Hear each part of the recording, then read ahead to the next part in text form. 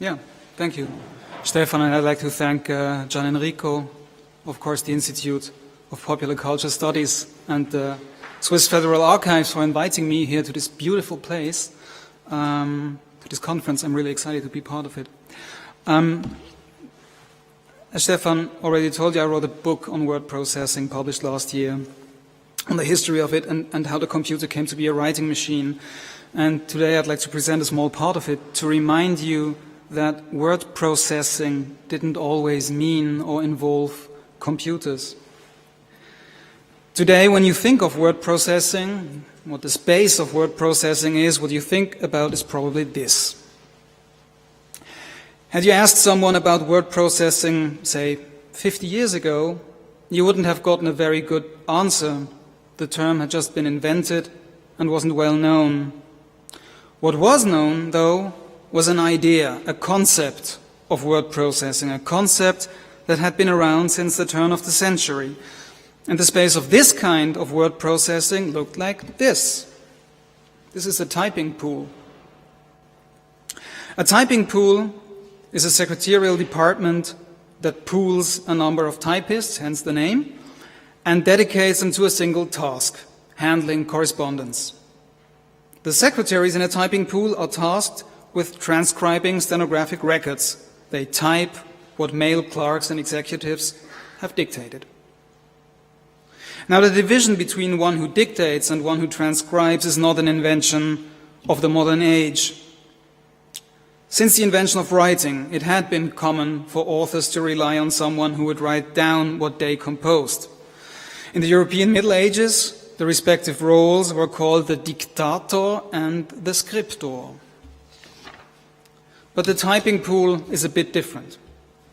As you can see, we have a lot of scriptores, but no dictator, not in person at least. If you look closely, you'll see that the typists are wearing headphones. They are listening to phonographic records.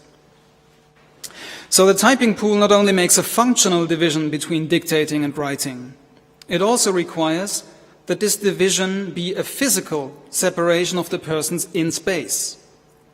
Of course, such a separation can only be sustained through a mediating technology, linking present scriptor with absent dictator.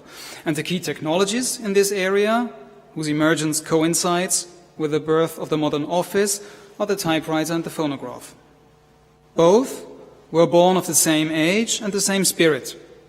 Pioneered at the end of the 19th century, they are both media of storage for human speech and were both developed and marketed for use in the office. Edison wanted to sell his phonograph primarily as a device for business purposes. He hoped that phonographic records would replace stenographers' notes and eventually the written letter altogether.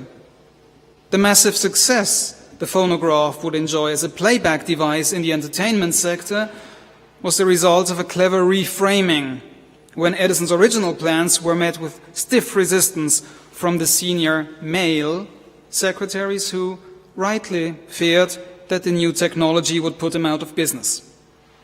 It took some years and a new kind of gendered working relation, the male executive and the female secretary plus typewriter, for the phonograph to find its way into the office. From a technological standpoint, word processing in this earlier sense is a distinct configuration of media and space. It deploys two novel devices to accomplish a specific spatial arrangement, the typing pool set apart from the rest of the office. Structurally speaking, the technical means of storage decoupled information from communication by recording the sounds of speech and by standardizing them in a graphic set of characters, while the architectural form decoupled communication from interaction by physically separating dictator and scriptor. As an organizational form, the typing pool was the brainchild of scientific office management. Around 1900, Taylor's ideas of improving economic efficiency were well known in manufacturing industries. With the rise of the modern office, his methods were also applied to clerical work, most notably by Lee Galloway and William Leffingwell. Galloway and Leffingwell hailed the phonograph as an invaluable tool to optimize correspondence, obviously one of the larger parts of office work. Dictating machines would help to implement one of Taylor's key principles, the splitting up of a process into smaller units, which could then be handled with greater efficiency. Once the clerks and executives were separated from the secretaries through the use of dictating machines, you could pool the stenographers in a centralized department. And the benefits of such a spatial arrangement were evident, at least to proponents of scientific office management. More work done by fewer employees, better products, improved control of the process. Secluded in a separate room, without the distractions of busy office floors, relieved from any other tasks or unnecessary activities, shielded from external influences, the typists would do what they did best, type. The regulated space of the typing pool would turn the women at the typewriters into perfect writing machines.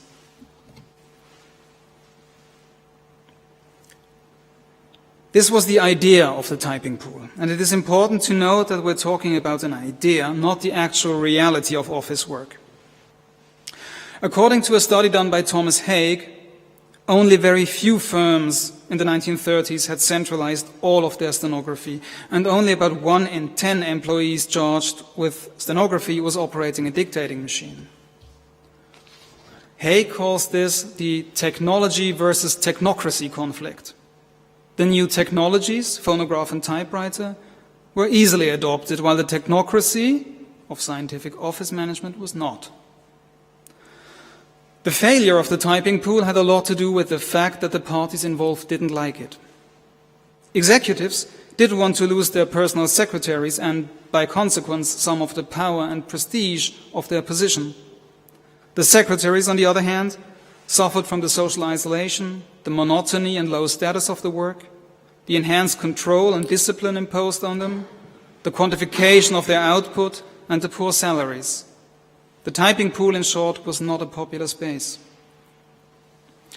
Now, what does all of this have to do with word processing as we know it today?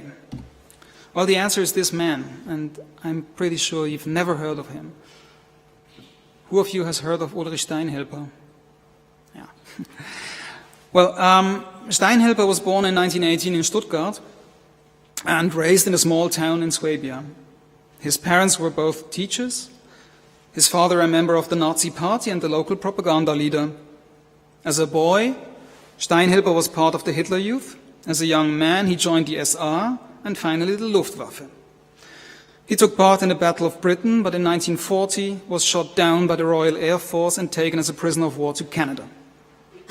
After the war, he returned to Germany. He was quickly denazified, as so many were, and in 1953 joined IBM, where he went on to become manager and finally made it to the top of IBM Deutschland shortly before retiring early in 1979. In 2009, Ulrich Steinhilber died at the age of 91. If you go to Wikipedia, you will find that Steinhilber, quote, originated the concept of word processing. And the German version of the article even says that he was the inventor of electronic word processing. Both claims, as we will see, are wrong. What's true is that Steinhilber coined the term word processing, the English as well as the German Textverarbeitung, that's his invention, and that he was very eager to protect his intellectual property. In his 2006 autobiography, he wrote, Steinhilber had the idea to use Textverarbeitung. He had registered it and had proof of it. When others tried to claim that it was they who had first conceived the name, Ulrich fought for recognition and finally IBM committed it to paper. Indeed, in 1971, IBM awarded an Outstanding Achievement Award to Steinhilber, quote, in recognition of his authorship and promotion of the term word processing. What exactly did Steinhilber mean by word processing? Steinhilber joined IBM as a salesman for typewriters, and he turned out to be an excellent salesman. From the beginning, he regularly exceeded his quota of sold typewriters. But to him, this wasn't enough. Because after the end of World War II, IBM had gone through a massive transformation. In less than a decade, the pioneer of electric tabulating machines, had become the world's leading provider of electronic computers. Steinhilber was in the electric typewriter division, but the data processing division was the biggest, most important branch of IBM. Computers were the prestigious business and generated the most revenue. Steinhilber was clearly in the wrong place. I felt inferior to my data processing colleagues. They were selling the concept of data processing. We were just selling machines. Enviously, I observed how my colleagues in data processing held important business meetings with many important leaders of Stuttgart industry participating. To be on par with the data processing division, Steinhilber needed a marketing concept of his own, a scientific scheme for organizing office work that would earn him the same kind of attention and recognition that his colleagues got. Something that would make his typewriters seem as sexy as computers. He needed something akin to data processing, and he came up with word processing, or Textverarbeitung. This was the name for Steinhilber's strategy to emancipate himself from the dominance of data processing. Word processing was to be the typewriter's lib. So, in the beginning, word processing had nothing to do with computers, especially not with computers. It was supposed to be the corrective counterpart to computers and data processing. To explain his concept, Steinhilber devised the Informationsrhombus, a diagram he would show to his clients at sales talks and business meetings. The diagram illustrates the co-equality of typewriters and computers as Steinhilber imagined and promoted it. At the top, you have the company motto, think. Thinking consists of writing and calculating, and these activities result in text and in data. So what you need, obviously, is word processing on the one hand, data processing on the other, and of course, IBM has all the necessary machines and services. The term word processing was new, the concept wasn't. For Steinhilber simply adopted what the proponents of scientific office management had taught before him and stuck a new label to it. Word processing was nothing but a fancy name for the typing pool. From the late 1950s to the late 1970s, Steinhilber advocated the principles that Galloway and Leffingwell had championed decades earlier. A good document of this is his ABC of word processing, published 3 years before his retirement in 1979, in which he presented the arguments for a more efficient way of handling correspondence in textbook fashion.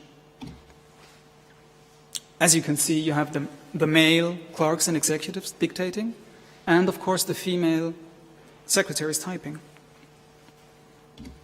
And you have a lot of diagrams showing how much faster you can write letters if they are dictated and typed than in longhand or shorthand. The only thing really new about Steinhilber's plan was a technological innovation for which he was not responsible. Around 1960, the first handy tape recorders came to the market, and in 1962, IBM presented its first magnetic dictation machine. These machines obviously made dictating and transcribing a lot easier, but they didn't change the fact that the typing pool was unpopular. Knowing the concept behind the term wasn't new, what is remarkable about Ulrich Steinhilber and his work? The first thing to note is that the conceptual continuation of the typing pool put Steinhilber in an odd relation to the very technology he competed against. In the face of the dominant data processing division, he wanted to promote his typewriter business. But since he adopted Taylorist principles, he in effect resorted to the same methods and procedures which governed the use of computers in the 1950s and which were themselves rooted in Taylorist thinking. Steinhilber was very clear about this. Already back then, you could see that a better processing, a more efficient way of handling text should be possible, provided this area of work was organized in a particular way. Already in those days, one could see that the deployment of punch card machines required very specific, meticulously functioning organizational structures and procedures. The prevailing model of the computer in the 1950s was the punch card-operated mainframe, a batch processing machine that executed program after program with no or only minimal human intervention. A computing center in the 1950s was very much like a typing pool, and vice versa. Both were highly regulated spaces dedicated to the sequential processing of data, shielded against all disturbances from outside. The same way programmers were denied direct access to the computer and had to hand in their jobs at the counter, clerks and executives could not dictate to the typists directly, but had to use the tape recorder. The computers were not yet personal, and neither were the secretaries. The flow of data to and from the sites of processing had to be carefully monitored and controlled in order to, as Steinhilber said, quote, eliminate all disturbances like phone calls and visitors. And I think the comparison of these two passages from textbooks, from Steinhilber's textbook from 1976 and Leffingwell's from 1917, shows how he copied Leffingwell, literally sometimes. You have the chef begin zu überlegen, while the dictator composes his thoughts. Da kommt ein Telefonanruf dazwischen. Talks over the telephone. Anschließend muss sich noch eines Besuchers annehmen. Interviews a clerk. I cannot prove it, but I'm absolutely certain that Steinhilber knew Leffingwell's books and just copied it. And the second remarkable thing about Steinhilber's word processing is, of course, that while the idea went nowhere, the term would become a huge success, just not in the way his inventor had intended. At the start of the 1970s, IBM began to use word processing as a label to advertise its whole range of small office machines, from electric typewriters to photocopiers. You probably cannot read that. It says, well, IBM has a complete range of word processing machines that can help you. Maybe what you and your department need is some IBM magnetic dictation equipment, an IBM magnetic tape electric typewriter, and perhaps an IBM copier. And when soon after the first microcomputers, this is from 71, and when soon after the first microcomputers came to the market, the term acquired yet another, its current meaning. Word processing now stood for the interactive use of a computer to write and edit text on the screen. Looking back, one cannot fail to notice several ironic twists regarding Steinhilber's work. That he coined the term word processing to strengthen the typewriter against the computer.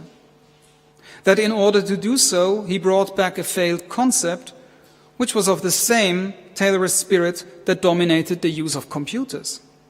That it was just this logic, batch processing, which made it impossible to use computers as typewriters. And that all of this happened in the 1960s, when the first interactive computer systems with online text editing capabilities were developed. Early experiments which would ultimately lead to the first word processors for microcomputers. When Steinhilber retired in 1979, there were already dozens of word processing applications available on the PC market. The space of word processing had changed from the three-dimensional administrative space of the office floor into the two-dimensional graphical space of the personal computer. Thank you.